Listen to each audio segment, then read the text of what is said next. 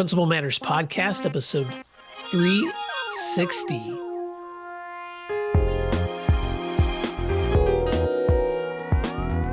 Hi, friends. This is Will Parker, host of Principal Matters, the School Leaders Podcast, where each week we bring you inspiring, innovative, and imaginative ideas for your own school leadership. This week, we're going to talk about creating resilience in learning and leadership with my special guest, Cheryl Step. Cheryl Step has extensive knowledge regarding the impact of adverse childhood experiences. She has experience training and coaching others about the impact of trauma and a framework of strategies that build a foundation to respond to and empower people. This helps create an environment of collective well-being. She also consults with leadership to use these strategies and build trauma-informed schools and agencies. Cheryl brings real-world experience and stories to her training from her 17 years experience working in Oklahoma public schools as a counselor. She is certified in traumatic stress studies by the Trauma Center and the Trauma Research Foundation, and in ARC trauma treatment for children and adolescents. She's a licensed professional counselor and a nationally board certified counselor and school counselor.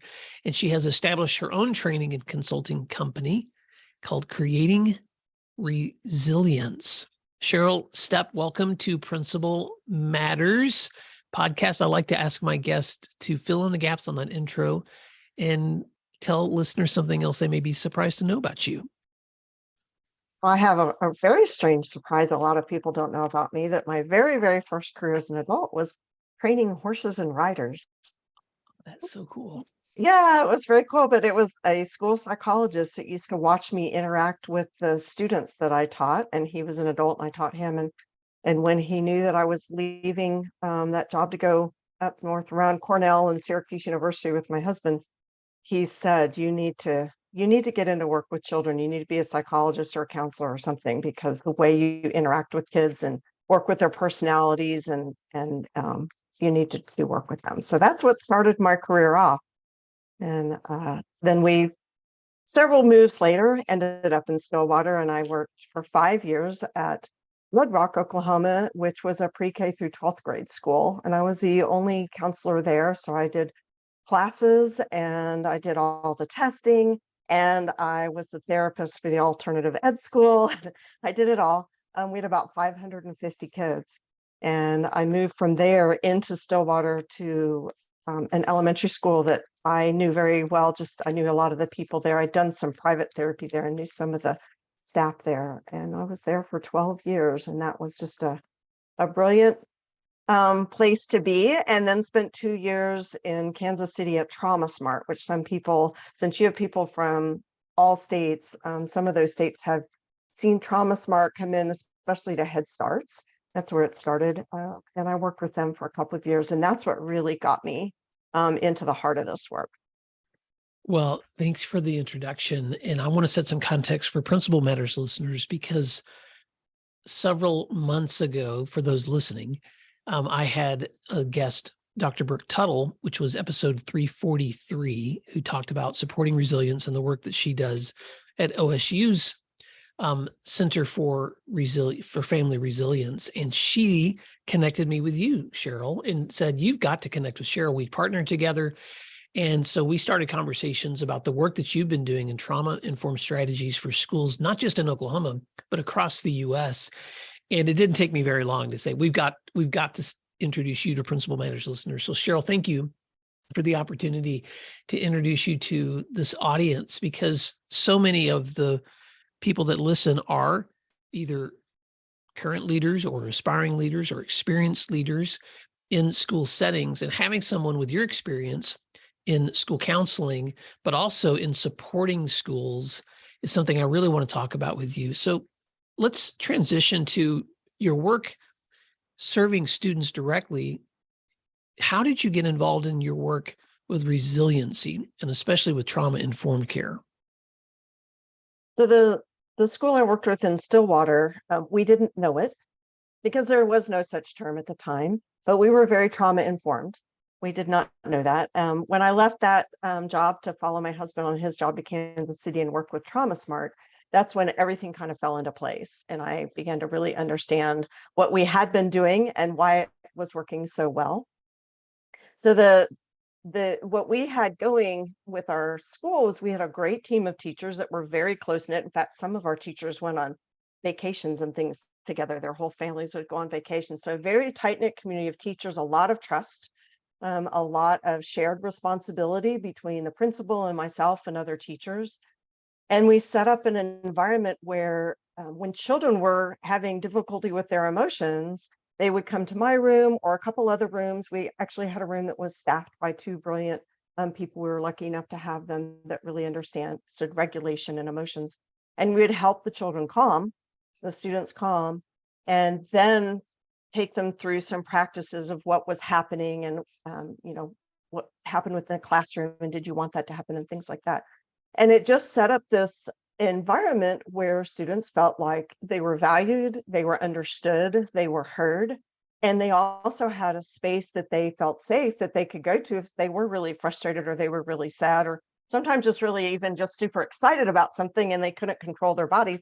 So that piece was in place. And when I got to Trauma Smart and I started learning about the brain a little bit more in detail and more specifically the different pieces of the brain and what's activated here influences what's activated there. And I knew some of that. I even taught some of that in my school, in my classes with students.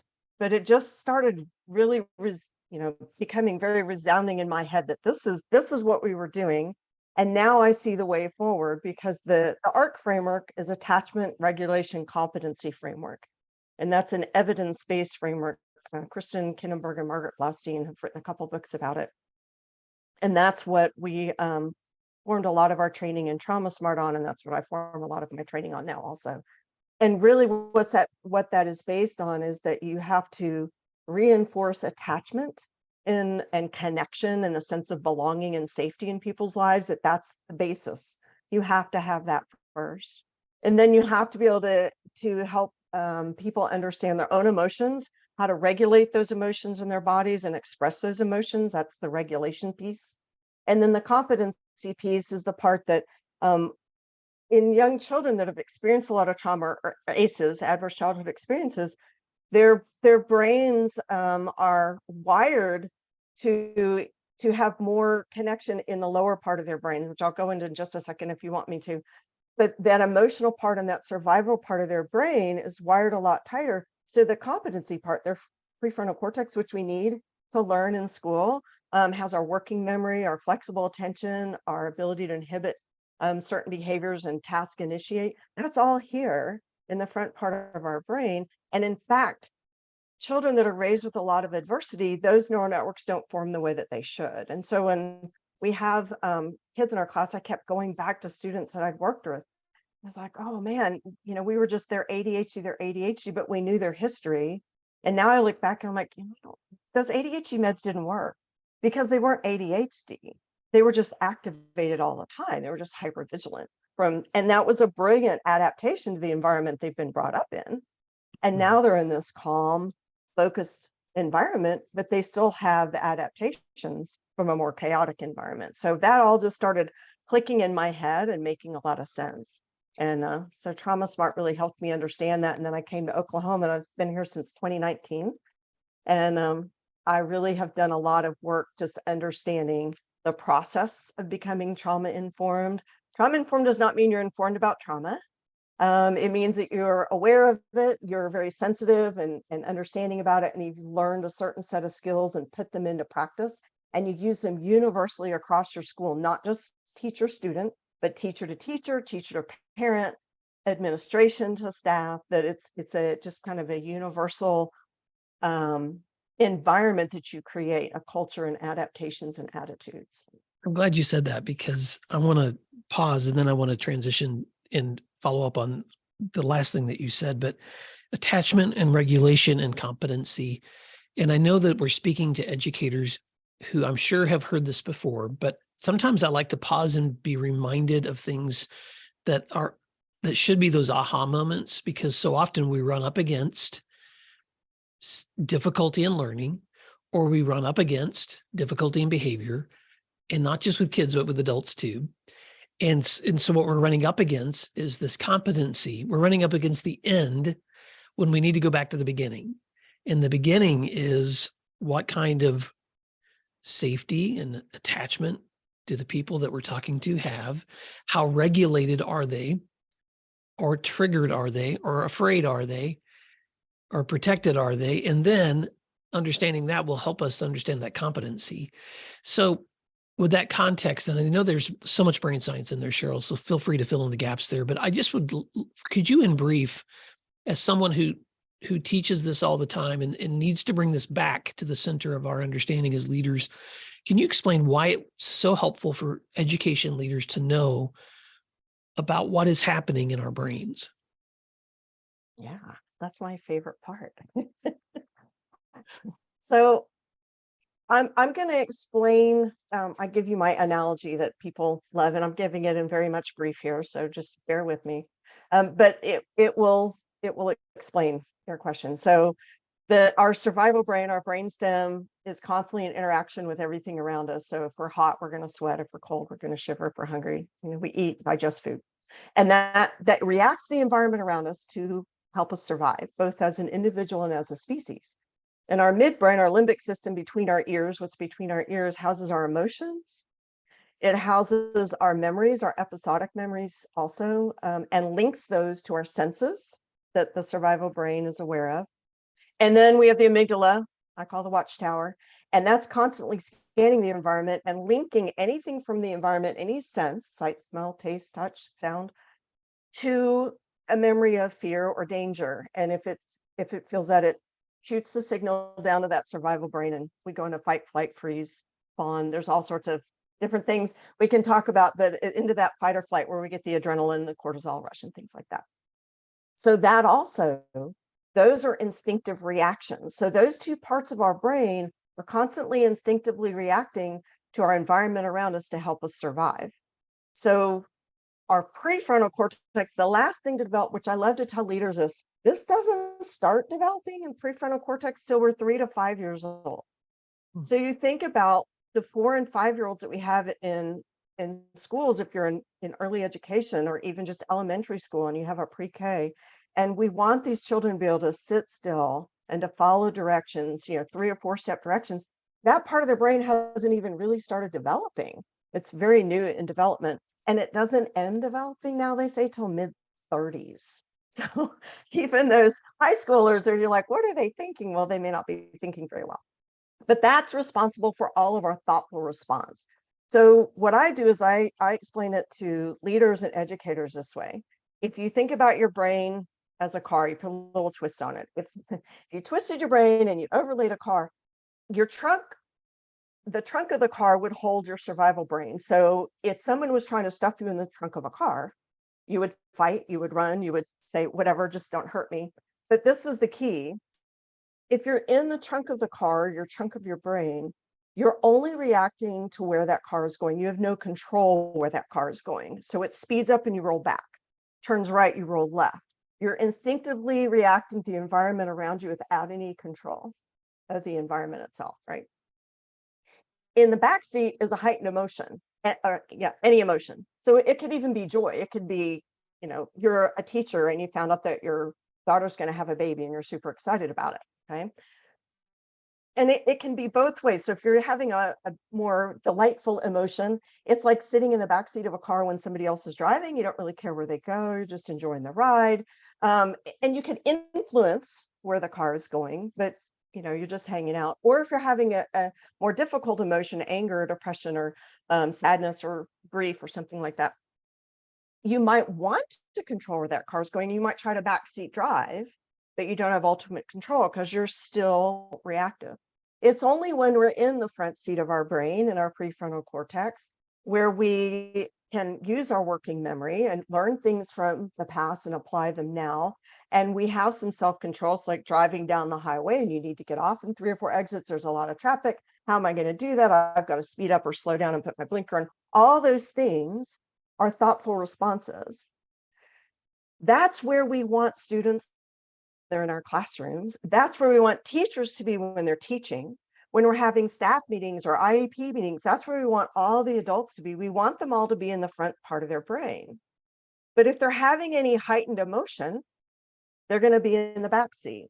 And if you want to move somebody from the back seat to the front seat, the need in the back seat is connection, either connection with another person or connection with yourself. Because I don't know about you, but sometimes like I get angry and I'm like, just let me be alone.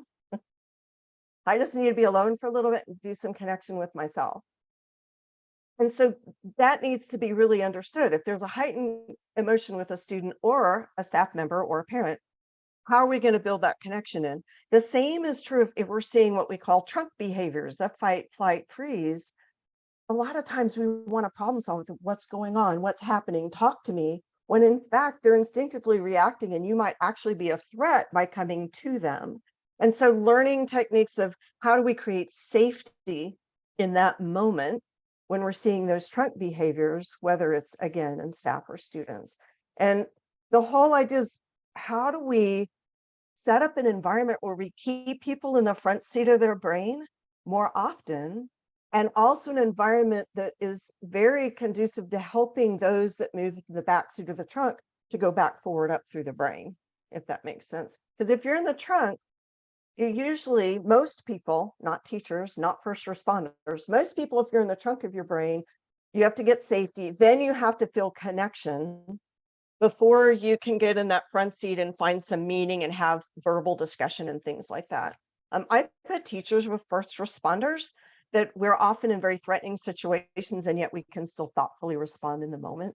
But what we do have to do, which I've heard you talk about before, is if you've done that, if you thoughtfully responded, even though you're in a very threatening situation, you have to debrief afterwards, get into that back seat with somebody and have that emotional connection so you don't have long lasting impact for you. So that was a Wow, lot. Sorry. there's so much there, Cheryl. Thank you for that amazing analogy. And Principal Matters listeners know that I love to summarize. And so as I was taking notes, I was drawing a picture for myself of a car. And in that trunk area, I just put an arrow that said no controls, survival mode. And in that back seat, I put an arrow that said heightened emotion with limited control. And in that front seat, I put an arrow that said prefrontal cortex, thoughtful processing and control. And so you're understanding what's happening in your brain or the brain of your student or the brain of someone that you're speaking with or working with can be really helpful for where I would love for you to go next, which is, what are some of those techniques or strategies that can be used for creating safety and connection? Because I know those are the two, help me if I'm wrong, but those are the two things I heard you say that need to be present before learning can happen. Exactly. I'm going to throw in one other thing really quickly, Sure. and that is that the students who have been raised, or even young adult parents that you're working with, that have been raised with a lot of adversity, it actually changes the neural networks within their brain. So like I said, the neural networks of that front seat are not as well developed as they should be. And the other parts of the brain are very well, strongly developed sometimes. And so that's an important thing to remember, because as you start to create safety and connection, sometimes with the students that have had a lot of adversity, it's a very long process because they are so adapted to not trusting. They are so adapted to being in a stressful or chaotic environment that when it is calm, they can't feel calm. It's sometimes I've heard students say to me before, but when it's really quiet and everybody's just doing deep breathing, I'm actually more scared because I'm wondering what's going to happen next. So that's an important piece as I go forward, that, this is kind of it's a play and it takes a lot of work. Support for Principal Matters comes from DigiCoach and its walk-through tool. When Kathleen Beckham was a district director, she would walk through classrooms and see teachers engaging students in learning or observe elements missing in their instruction. And her biggest challenge was finding the time to give those teachers meaningful and helpful feedback that they would value as coaching and not correction. In the past, Kathleen spent hours in follow-up email exchanges after informal walkthroughs, but that all changed when she discovered DigiCoach. She now has a tool that can help her send immediate feedback from her phone or her tablet. DigiCoach is a fully customizable tool created by school leaders for school leaders to not only collect walkthrough data, but also ensure every teacher receives ongoing support, feedback, and coaching. It features thousands of pre-written, research-based commendations and coaching tips that can be included along with your own observation comments and a follow-up email, ensuring all teachers receive effective and timely support. Are you ready to make the most of your walkthroughs with a tool that saves you time and enhances meaningful feedback to your teachers? Go to digicoach.com to learn more, and please tell them Principal Matters recommended you check them out. That's digicoach.com. Support for Principal Matters comes from Aptigee. More than 3,500 school districts have switched to Aptigee since 2016 for one reason. Aptigee powers the identity of your school. We all know that communication is important, but what are you communicating? If it's just information, you're missing an opportunity to build a school brand around your strengths and values. What I love about Aptigee is how they think and talk about communication as a critical component of building your brand that engages your entire school community. With the Thrill Share platform, Aptigee brings everything you need for school marketing and communications together into a single mobile app. Write a story once and send it across your school website and mobile app, Facebook, Twitter, Instagram, text messages, and voice calls. By making it easy to share stories about your strengths, you can control the conversation around your brand. Learn more about Aptigee at aptigee.com and tell them that Principal Matters sent you. But the strategies that I really work with that are reinforced with the ARC framework, really, it starts out, and if readers or listeners go to my website, they'll see my graphic. It's a tree. And the attachment is the roots of that tree, because you can't have a tree without the roots. And the strongest taproot, the longest root on that tree, is our own reflection and regulation, caregiver reflection and regulation. And school leaders are caregivers for their own families, for their staff, for their students. So, caregiver is very, very broad. It's anybody that gives care, so we all give care. So that first strategy is that we have to understand where we are in our brain, and we have to understand our past and how it influences the environment in which we're in now, and how we might react or respond to that environment. And then we have to have our own ability to regulate.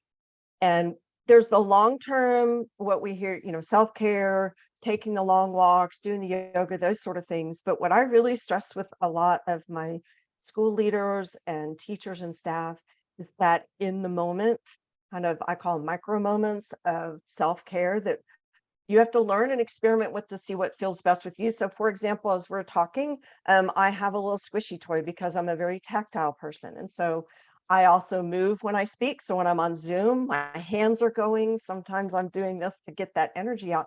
I know that about myself, and I've found what works for me.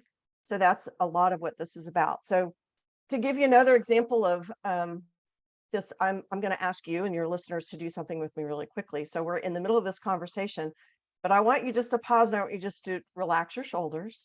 All right, I'm going to do this, and I want Principal Matters listeners, we're going to follow instructions. So maybe they're driving, Cheryl, but we're going to encourage them to pause for a moment. And so I do this all the time when I'm driving. I'm never going to ask you to close your eyes. Okay, so relax shoulders. A super quick micro moment. Relax the shoulders, relax your eyes, and around your eyes, you don't have to close them, just relax. And relax your jaw, and let your tongue actually drop down in the bottom of your mouth. That's it. That's your little micro moment. Oh, I almost went to sleep. That felt so good. So you can do that. You can do that in the middle of a staff meeting if you're getting frustrated, right? Nobody would even see you do that. But it's just this quick, but all sorts of different techniques like that. Oh, can I add one?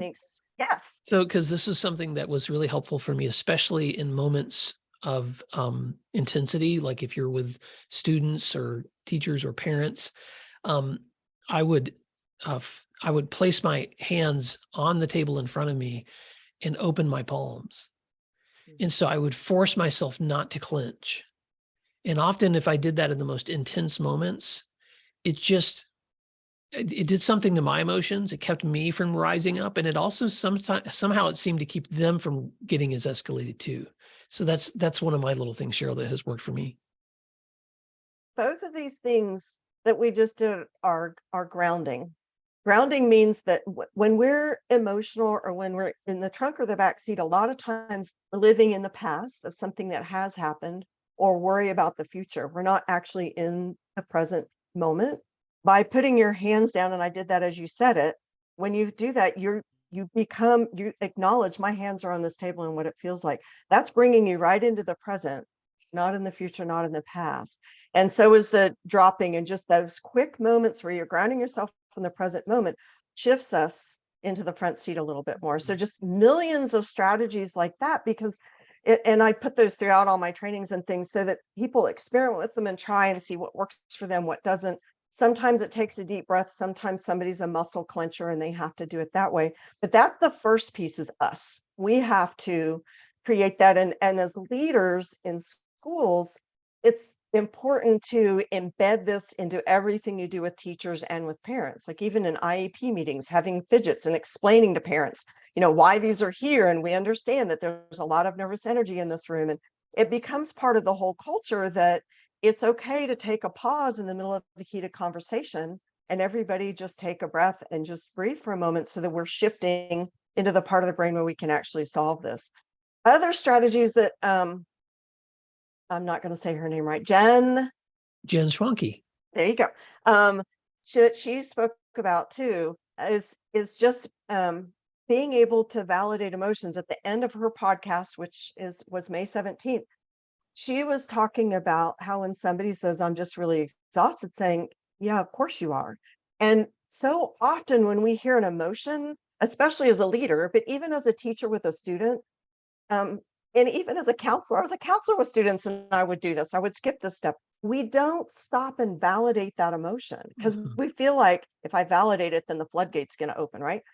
But when you stop and say, it makes sense that you feel that way, or if you are feeling that same way, I feel that same way right now too. When we pause and we actually validate the emotion, it tremendously increases the connection and the attachment. And it's so important to do that in the positive moments as well as the negative. So being able to just work that into your routine, into your brain, and it's kind of like, it's like riding a bike. It's hard to do at first, but you see a kid come in and they're jumping for joy and you're like, wow, you're jumping for joy. You look like you're so happy today. What's going on? Oh, it's my birthday. Of course you're happy it's your birthday. That stopping to say, of course it's happy your birthday, and not just, oh, well, happy birthday, builds a connection in the brain and the wiring in the brain, because it's that attachment and connection pieces in the brain that we want to build back up. So the other strategies that I had a brilliant principal that I was working with here, and she said, Cheryl, we need some de-escalation skills. And I'm like, well, a lot of the de-escalation skills are all these skills that you put into place ahead of time, right? Your tier one, your universal precautions and MTSF. And she said, well, can we call those the pre-escalation? I'm like, that's perfect. They're pre-escalation skills, escalation skills. I just love that. But a lot of that is building into your culture these practices of talking to kids about their brains and where they are, being vulnerable, having places. I mean, this is sweeping our country, having calming places, which I will tell you, they're not calm down places because that's a power over. They are calming places because that's the student taking their own action. It's more connective when you say calming versus calm down. Having those sort of things in place, but then also knowing as a leader, an administrator in that school, or a teacher, if I'm seeing trunk behaviors, these are some things I need to do. I need to ground. We need to do our breathing that we've been practicing in pre-escalation. We need to do our movement that we've been practicing in pre-escalation. And then the connection pieces is that verbal, that ability to talk back and forth when they're ready, or else doing something with them, which I know is very limited in the scope of teachers right now, but sometimes it's just, let's put our hands on our hearts and take a deep breath together. That's a connection right there. So just knowing all those strategies to put into place that you put into your daily routines, and then when you need them for the tier 2 or even tier 3, you've got those skills and you just jump back to them on an individual basis. Well, I want to make a reference to another friend of mine who was a guest on this show probably maybe 4 years ago, Dr. Barb Sorrells. I mentioned her name to you before. And the reason I wanted to just bring her up in this conversation is she's another person I just really admire as a resource for um, resilience. And I'm looking back right now at my own show notes. She was episode 137, 2018. So that's a long time ago. So Principal Matters listeners, if you want to dive deep back into the archives, but something she said to me in that conversation, Cheryl, something you and I've talked about offline, and that is, and I would just appreciate your feedback on this, but something Dr. Sorrells has said to me, and I'm not sure she said it in the episode or just said it to me personally, but she said, Will, so many of the strategies and techniques that we're trying to help teachers and administrators employ with students are actually developmentally sound techniques that have been around for a long time.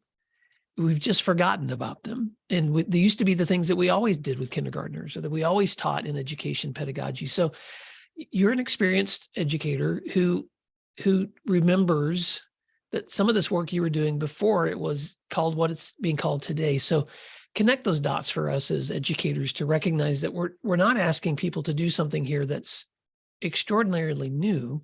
We're actually asking people to reconnect with things that have worked for kids for a long time. I feel like when we use those techniques when they work for kids before, there was maybe some evidence that, oh, we see a change in behavior.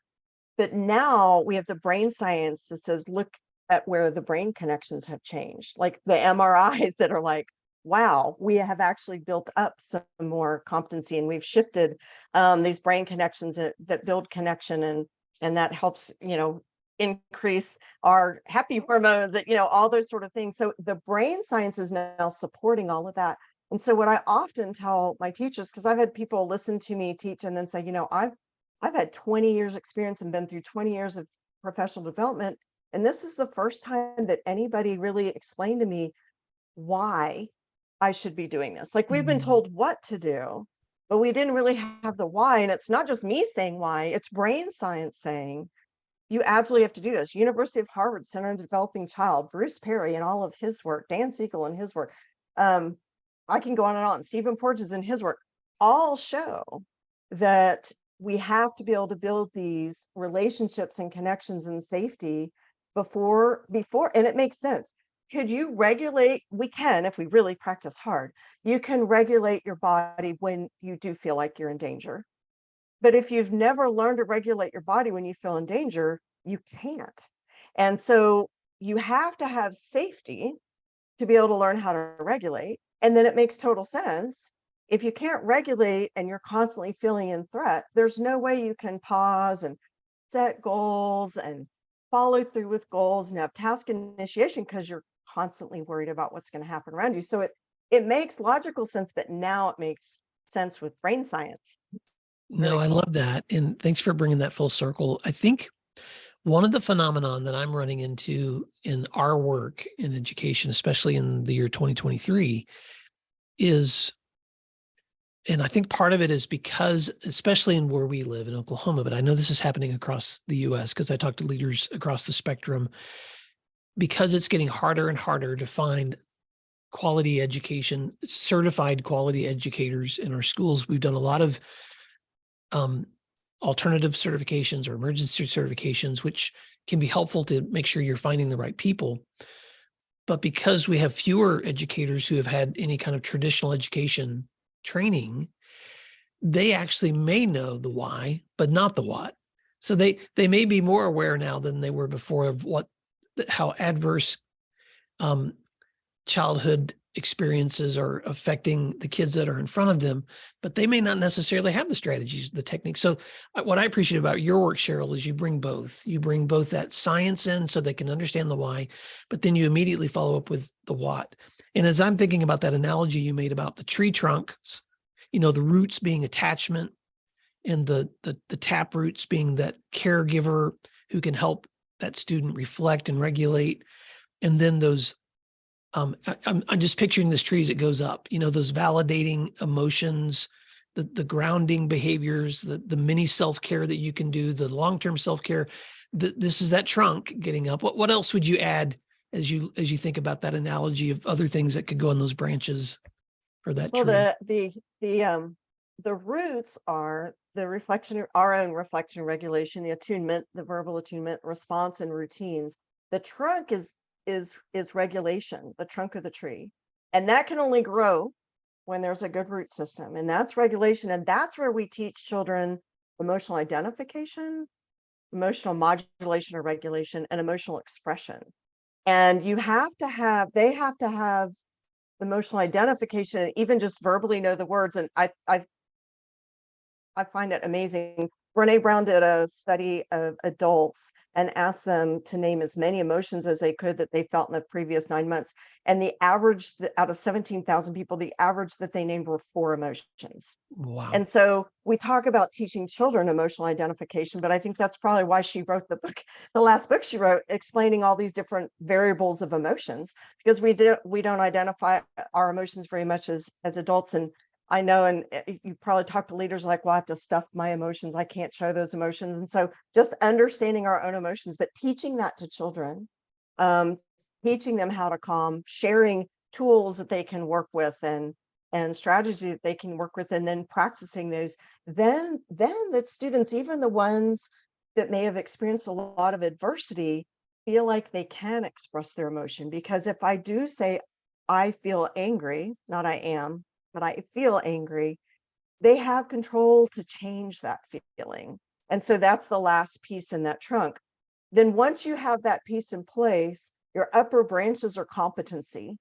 And some of that is the executive functions I talked about, the 3 executive functions of working memory and flexible attention and inhibitory control. But the other one is positive self-identity. And you can see how you get to the roots.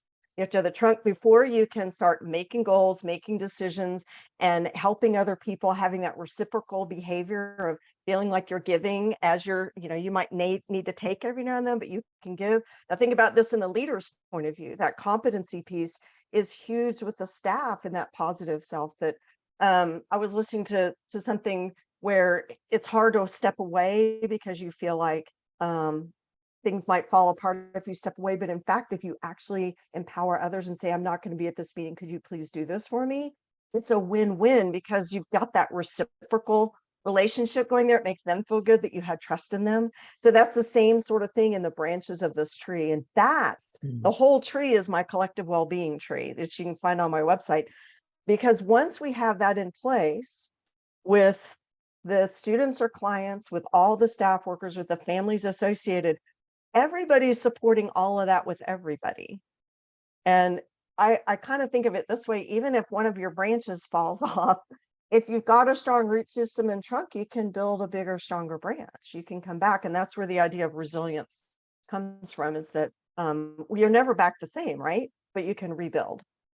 Okay. So that was so amazing. And I just had to point out the obvious, but it was an aha moment for me when I'm suddenly realizing that your collective well-being tree just lays right over Maslow's hierarchy.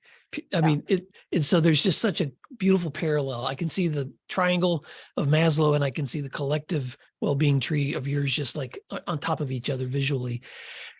But let me make this conversation a little more applicable to the leaders who are listening to us right now, because you just said something I think that is so important, which is that if the roots of attachment and the trunk of regulation are present, then you can grow the limbs and the leaves of competency.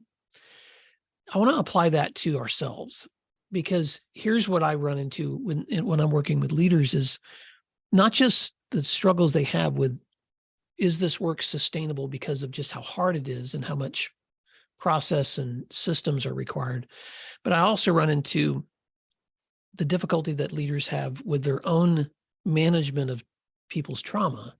And you and I've talked a little bit about this before, off recording, but I want to bring this conversation into how it may apply to how leaders should be thinking about their own emotions and learning as they're leading learning. And where they are in their car at different points, and how they know to regulate themselves, because Mhm. that's so key. If if your if your staff feels unsafe, they can't create a safe environment. If you don't feel safe as a, say, a principal with your superintendent and board, then it's really hard for you to create that environment too. And so it comes around to being able to have the ability and reflect on yourself, be able to regulate enough that you can then express. You feel strong enough that you can express that to somebody else. And even if you don't get validated, you know that you have said, hey, this is what's going on. This is what I need. This is the need that I have. This is the need that my staff has. And hoping that, if you can see now why the systems approach is so huge with this, because if the whole district understood this, then it makes more sense. If one school is trying to do it and they keep bucking up against something that's like, no, just pull yourself up by your bootstraps, this is all phooey pooey. Um, you'd have a really hard time keeping it going. And so I do think, I had a manager in a Head Start that said to me one time, I've done 20 hours of training at their Head Start, 250 teachers.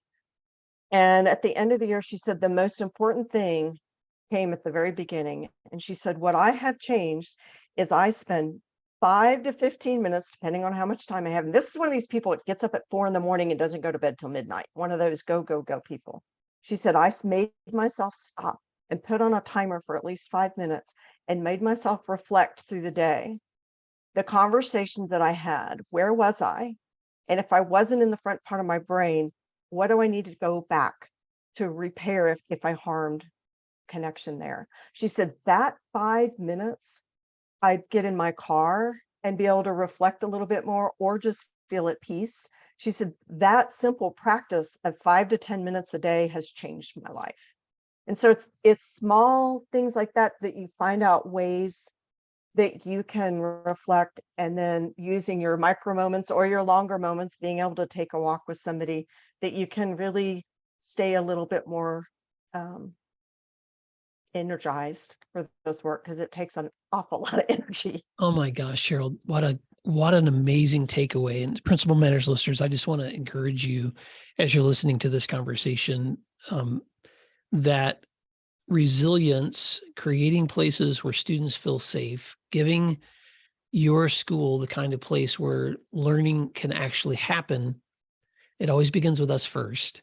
And so what a wonderful practical way to just pause and reflect and ask yourself that question, because I know every leader that's listening knows that there are many times throughout the day where there's something happening where you just can't give the kind of attention you should have to someone. And I always say, when someone approaches you, try to put the phone down, try to stop and give them at least 60 seconds of undivided attention. But if your brain is triggered in those areas where there's flight or fight, or something's happening that you're trying to manage, you may not be even aware that you've just cut someone off, or that you have not connected in a relationship. So what a great tip. I'm writing that down. The 5 minutes, ask, when did I leave my frontal cortex? And I may need to go back and repair or mend relationships. What a helpful practice. Cheryl, as we wrap up, I want listeners to know how they can find more of your resources, how they may connect with you, how they could invite you in to their school. So please tell listeners how they can stay connected with you. And then what's a parting word of advice you'd like to leave with listeners? They can go, my website is creatingresilience.org. Just one word, one long word, creatingresilience.org. Has my email on it. You can email me. It has my phone number. You can call or text me. That's great. And I think my parting word of advice, it is all about connection. And as leaders, sometimes we have to take the power of the stance of power sometimes. But just know, I love this, Stephen Porges said this, every time you take the stance of power in interaction, you've harmed the connection. Mm. And so then you have to come back and repair that connection somehow. And I think that's just I look at that all across every interpersonal relationship. And then you even he took it big and broad with the systems, like our whole Congress and Senate was divided, created for connection, and now it's all about power, and it's harmed all the connection. And so that's a systemic looking at the difference between power and connection, but then also in our own personal lives, every interaction you have, did you take the stance of power or did you take the stance of connection? Wow. There's a whole nother episode right there. And whenever you take the stance of power, recognize how it may be harming your connections. So just be aware, because sometimes you have to exercise authority in situations, but make sure that you're exercising it from the position of what is the best care I can provide for others by exercising this authority, not as a power play. Cheryl, thank you so much. And Principal Matters listeners, I just want to encourage you to reach back. If you are interested in more resources, you can go to Cheryl's website at Creating Resilience. And I'll put some links in the show notes so that you can stay connected with her. Until next time, Cheryl, thank you for being a guest on Principal Matters. And Principal Matters listeners, thank you for doing what matters. We'll talk to you again soon. You can find free resources like this one at my website at williamdparker.com. Check out the services link on williamdparker.com to learn more about leadership academies, mastermind offerings, and executive coaching. If you're planning professional development for the year ahead, or you're looking for keynote presentations from any of my books, please email me at will@williamdparker.com. Thank you for learning together today, and thanks again for doing what matters.